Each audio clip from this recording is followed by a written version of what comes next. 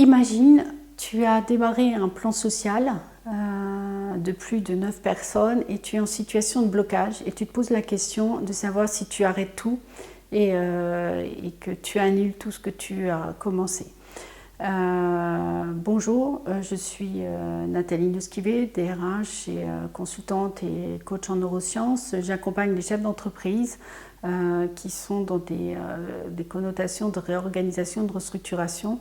Et il arrive d'avoir ce type de dossier à gérer. C'est une situation très difficile à vivre pour l'entreprise, pour les salariés. Si tu l'as déjà vécu, tu comprends ce que je suis en train de te dire. Donc, dans cette expérience, une expérience vécue, j'ai accompagné en fait un client qui était dans le secteur du journalisme. Donc, c'est vrai que en termes de dérive médiatique, il y avait un très grand risque. C'était une problématique économique intéressante, à savoir que c'était lié à la suppression de postes, à l'obsolescence de postes. Il est vrai qu'on n'y pense pas forcément, mais avec la technologie, avec l'iPhone, hein, pour ne pas le citer, avec les téléphones intelligents, finalement, le métier de journaliste photographe est en voie de disparition. Tu t'en es peut-être aperçu, mais aujourd'hui, des médias, que ce soit des chaînes télévisées, des journaux ou tout type de médias, ont accès à des banques de données d'images. Et donc, tu peux te retrouver avec la même image, quel que soit le média que tu regardes. La même chose, le journaliste, j'ai envie de dire écrivain, qui écrit des articles, lui-même peut se rendre sur les lieux et faire des photos avec son portable. Donc ce métier de journaliste, de photographe est en voie de disparition. Donc à l'époque, c'était clair, c'était anticipé.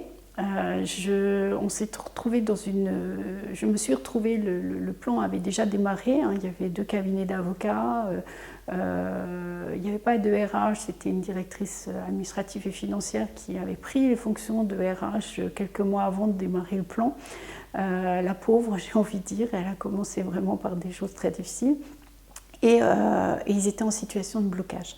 Donc lorsque je suis arrivée et que j'ai appris le projet de licenciement de 12 personnes, donc moi j'étais complètement abattue qu'on puisse être dans ce type de projet, de complexité de procédure, pour avoir dépassé de 2-3 personnes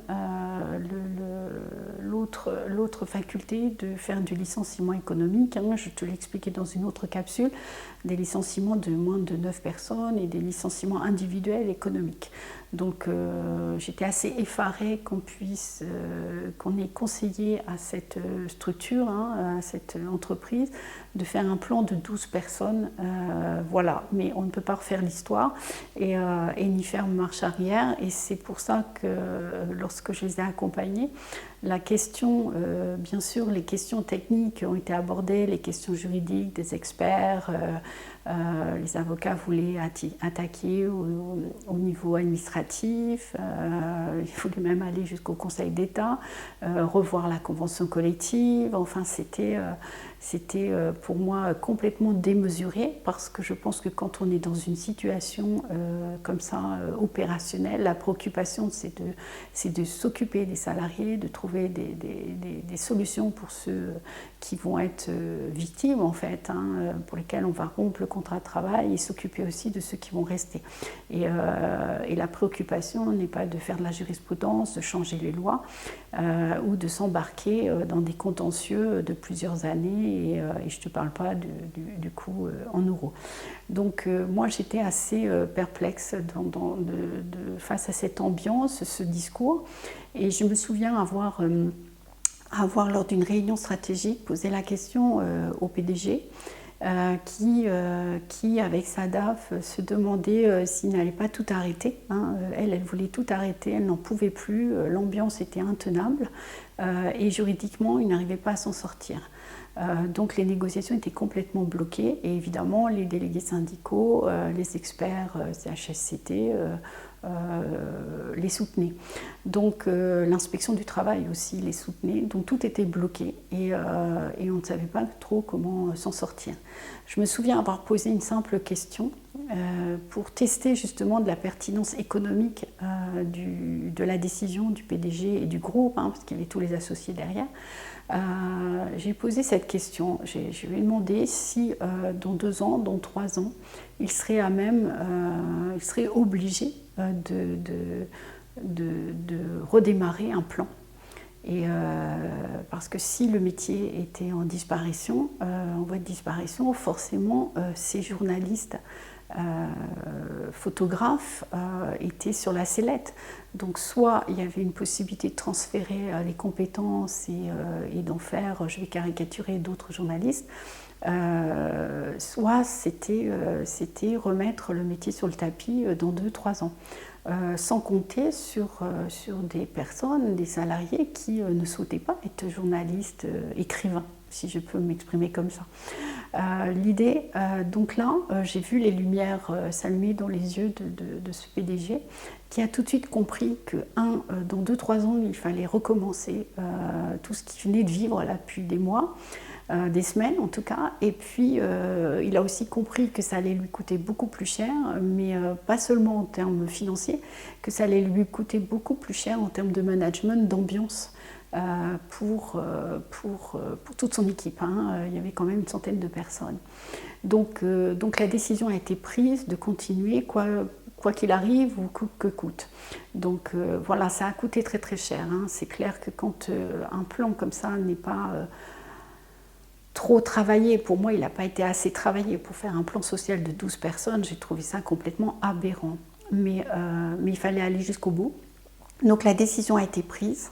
Et là, à distance, grâce à nos outils, finalement, j'ai accompagné, coaché la directrice financière dans tous ces actes quotidiens. C'est-à-dire que ça a été, j'aime des fois dire dans ce cas d'étude, qu'on a gagné ce PSE grâce à une colonne dans un tableau Excel. C'est vrai que la problématique a été de discuter sur la qualification de journaliste. C'était pas clair, je ne vais pas te faire tout un débat juridique là-dessus, c'était pas forcément clair dans la convention collective. Ils avaient un accord site sur des qualifications maison, si on peut le dire comme cela. Ce qui fait que tout mon travail, lorsque j'ai compris pourquoi ça bloquait sur cette reconnaissance de titre, d'intitulé de poste, j'ai matché en fait les sources, que ce soit de la convention collective, de l'accord d'entreprise, et j'ai surtout écouté ce que les partenaires sociaux et surtout l'inspection du travail attendaient pour pouvoir poursuivre la négociation. Et donc ça a été 2-3 échanges de courriers qui a permis donc de débloquer et donc de réinitialiser les réunions et la discussion. Ça a été de travailler des contre-argumentaires parce que faut sortir du juridique, de la procédure et de transposer finalement des demandes et des propositions dans le quotidien, de faire percevoir l'intérêt de telle proposition, de faire travailler, je le dis assez souvent, et si tu regardes d'autres vidéos, de faire travailler les partenaires sociaux. Ce n'est pas à toi, tu ne peux pas tout imaginer, tout anticiper, on peut se mettre à la place de ces salariés, mais on n'a pas la maîtrise sur leur vie personnelle, leurs projets, voilà, leurs contraintes. Et donc il y avait tout un travail en fait de réflexion et de proposition. Ça a été de cadrer aussi tous les experts extérieurs. Il faut maîtriser les coûts. Tu le sais ou tu le verras. Ça peut aller du simple au double. Il y a des propositions c'est un marché. Voilà, je vais conclure par ça. C'est un marché dans lequel d'ailleurs je suis inscrite.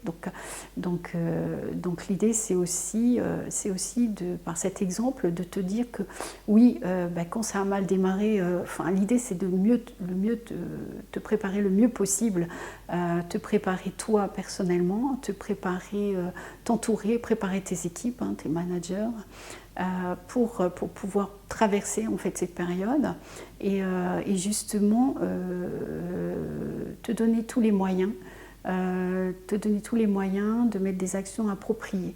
Un peu comme un retour sur investissement, que chaque décision que tu vas prendre, tous les moyens que tu vas mettre, en fait, aura une utilité et sera voilà, assez rapide et au juste coup. Et quand tu auras traversé cette épreuve, hein, cette période de conduite de plan social, tu auras déployé toutes les mesures prises, que tu auras réussi, entre guillemets, à faire tourner une page et en réécrire une autre, là, tout ton focus sera en fait d'accompagner ce qui reste, de trouver la croissance, de réfléchir à des plans de formation pour justement éviter que cela recommence et donc d'apprendre en fait de cette expérience.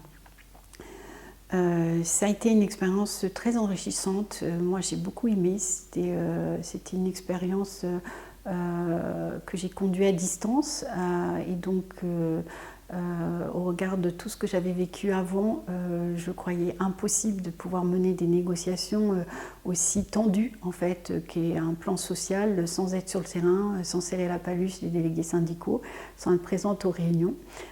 Mais finalement, ça permet aussi d'avoir un recul, de s'appuyer sur son expérience, d'être dans un état d'écoute et de rechercher les solutions avec les intervenants, les acteurs de la pièce de théâtre, comme j'aime le dire souvent, et de mesurer les jeux de rôle et de les aider à jouer leur rôle. Donc voilà, si ça t'intéresse en fait de réfléchir à ton cadre, à ta manière de conduire ce plan, bien évidemment avec mes connaissances et mes compétences juridiques, je pourrais aussi traduire tout ce jargon juridique dans notre propre langage. Ça, c'est des choses qui demandent parfois des années de comprendre tout ce jus de chic. Mais l'idée, c'est de le digérer et d'en faire quelque chose sur le site avec les propres salariés pour que individuellement chaque solution soit appropriée. Donc n'hésite pas à te connecter sur des liens qui vont s'afficher dessous cette vidéo. Tu pourras recevoir des conseils chaque semaine dans ta boîte mail ou si tu le souhaites, si tu as vraiment des questions qui t'empêchent de dormir, qui te préoccupent justement sur le contexte opérationnel, n'hésite pas à prendre un rendez-vous, d'inscrire un peu ta question, ton contexte, parce que je n'ai que 2 heures à passer. Je passe que 2 heures par semaine à ce type d'entretien et je sélectionne en fonction de ce qui est présenté. Et donc là, l'idée, c'est que ça soit opérationnel pour toi, que tu aies une solution après cet entretien. Voilà, je te souhaite bon courage. J'espère que cet partage d'expérience aura pu illustrer ce que tu es en train de vivre ou ce que tu peux vivre et te donner quelques idées ou quelques pistes d'amélioration. N'hésite pas à partager. Je te souhaite bon courage.